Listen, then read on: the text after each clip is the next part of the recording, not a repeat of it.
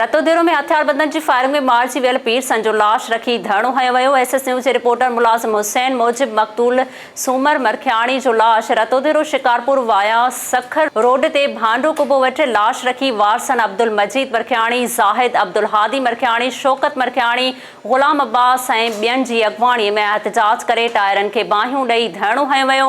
उन मौक़े ते वारसन मीडिया सां ॻाल्हाईंदे चयो आहे त चना असांजे ॻोठ में वेठल हुया, उन्हनि जो पंहिंजो पाण में कारहे मसइले तां तकरार थियो, जेको इल्ज़ाम मथनि हणी मुअज़्ज़िज़ मोहम्मद सूमर मरखियाणी खे क़त्ल करे वॾो ज़ुल्म कयो आहे। एसएचओ फिदा हुसैन लांगा, सैयद शाहिद हुसैन शाह ऐं मोहम्मद रफ़ीक ओढो धरणे वारे हंधि पहुता। मक़तूल जे वारसनि सां ॻाल्हियुनि बाद धरणो ख़त्म करायो। बडाणी शहर में हिंदू पंचायत ऐं शहरनि पारां लाहौर में सरदार दोस्त मोहम्मद मज़ारी जी गिरफ़्तारी ख़िलाफ़ शटरबंद हड़ताल करे एहतजाजी रैली कढी वई। एसएस न्यूज़ जे रिपोर्टर कुर्बान भुट्टो मूजिब रैली शहर जे मेन चौक खां थींदी प्रेस क्लब ताईं पहुती। सेठ वासुदेव कुमार, डॉक्टर तलरो कुमार, नानक राम ऐं ॿियनि मीडिया सां ॻाल्हाईंदे चयो आहे त पंजाब जे अॻूणे डिप्टी स्पीकर सरदार दोस्त मोहम्मद मज़ारी खे पंजाब हुकूमत नाजाइज़ गिरफ़्तार करायो आहे, जंहिंजी सख़्त लफ़्ज़नि में मज़म्मत कयूं था। हुननि चयो आहे त सरदार दोस्त मोहम्मद मज़ारी खे आज़ादु कयो वञे, ॿी सूरत में इंडस हाईवे ब्लॉक कयो वेंदो। हैदराबाद में गवर्नमेंट सेकेंडरी टीचर्स अलायंस तालीम खाते पारां नाम निहाद इंक्वायरी जी आड़ में इम्कानी तौर नौकरियुनि मां कढण ख़िलाफ़ प्रेस क्लब ॿाहिरां अलामती बुख हड़ताल कई वई।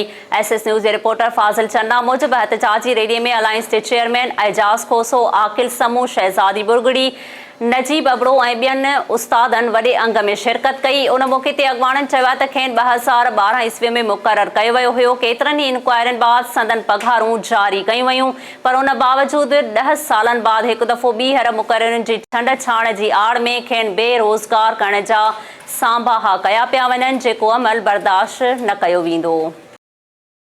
कोटलालू शहर में हथियारबंद जे घर ते मुबैना का 16 वरनि जी नारी सना महक खे अगवा करण जी कोशिश, हवाई फायरिंग सबबि इलाइक़े में ॾहका पखिड़िजी वियो। एसएस न्यूज़ जे रिपोर्टर इसरार शर मूजिब उन हवाले सां मुमताज़ अली, मोहम्मद इब्राहिम, नज़र मोहम्मद, सना महक, गुलाम ख़ातून ऐं ॿियनि मासूम ॿारनि सां गॾिजी एहतजाज कंदे दाहियो आहे त अली ख़ान, अली मोहम्मद, जावेद, साजिद अली, सैफल ऐं सरवर मरी समेत 6 खां मथे हथियारबंद घर ते काह करे हवाई फायरिंग कई।